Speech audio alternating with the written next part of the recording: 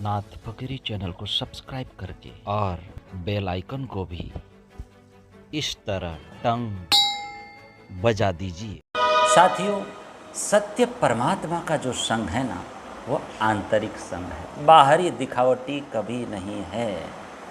लेकिन लोग क्या करते हैं साथियों, बाहरी जो दिखावटी उस पर ज़्यादा बल देते हैं।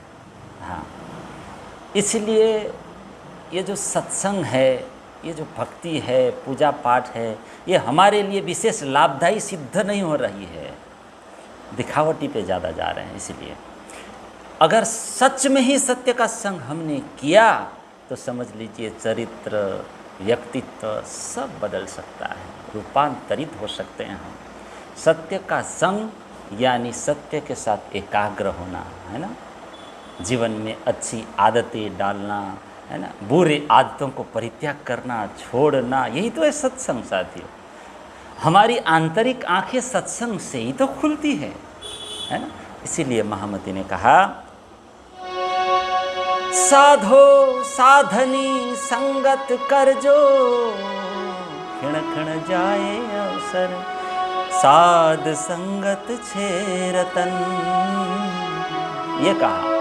लेकिन हमारा जो मन है ना अंदर, ये आत्मा को असत के साथ, शरीर के साथ जोड़ के रखता है ना। मन एव मनुष्याणाम कारणवंदन मोक्षे। पुरानी बातों को सोचना, भविष्य की चिंता करना, ये मन का स्वभाव है।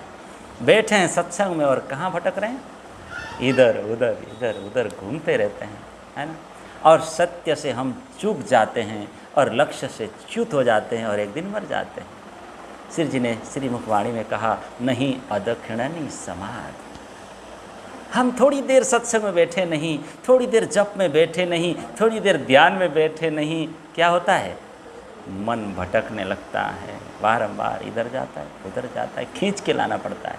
इसलिए श्री जी ने कहा, सुरता एक ही राखिए मूल मिलावे।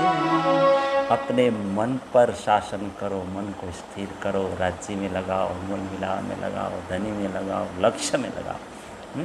संसार संबंध को हटाकर अपने मन को परमात्मा में केंद्रित करो। एक आत्मा धनी पहचानिए। मन को संयमित करो। गीता में कहा है, असंयमित मन शत्रु के समान है और संयमित मन, है ना, तो हमारे मित्र के समान आचरण करता है।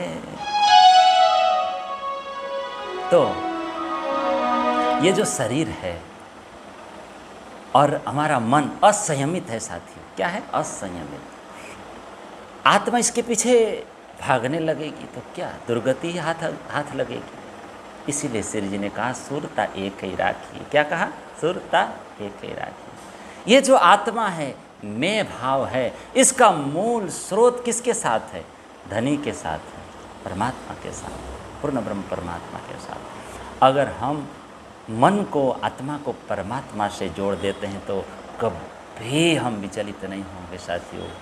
कठोर उपनिषद में लिखा है, आत्मा इस शरीर रूपी रथ के मालिक है। क्या है? शरीर रथ है, आत्मा मालिक है, और बुद्धि जो है सारथी है, और मन जो है लगाम है साथियों, है ना। और ये मन इंद्रियों के द्वारा, इंद्रिय रूपी खिड़की के द्वारा बाहर भागता है। कहाँ भागता है? विषय भोगों में भागता है। विषय भोगों रूपी सड़क में दौड़ता रहता है ना। तो इस प्रकार जब मन विषयों में भागता है तो हम कर्म बंधन में पड़ जाते हैं, फिर निकलना मुश्किल हो जाता है। एक ही उपाय है, एक आत्मा धनी पहचानी, निस्दिन रहिए प्रेम सो युगल स्वरूप के चरण।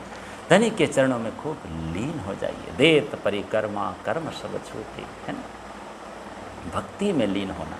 यदि हम जाग जाएं, हम सारथी हैं, शरीर रूपी रथ में सोते रहेंगे तो हम लक्ष्य तक नहीं पहुंच पाएंगे, हम चूक जाएंगे। जैसे घोड़े भली भांति, रथ के घोड़े प्रशिक्षित नहीं हैं और सारथी हाँकने वाला सो जाए तो रथ का क्या होगा? विचारिए, दुर्घटनाग्रस्त हो जाएगा और मालिक भी मर जाएगा साथियों। ये हालत हो सकती है। तो इंद्रियों के ऊपर हमें नियंत्रण करना है, इंद्रियों के ऊपर मन के ऊपर लगाम लगाना है, नियंत्रण रखना है इंद्रियों के ऊपर, और विवेक शक्ति को जगाना है, और मानव जीवन को इसी प्रकार धन्य बनाते जाना है, अपने लक्ष्य को पाते जाना है। आज इतना ही। सुरता ये केरा की मन मिलावे माही। प्रणाम।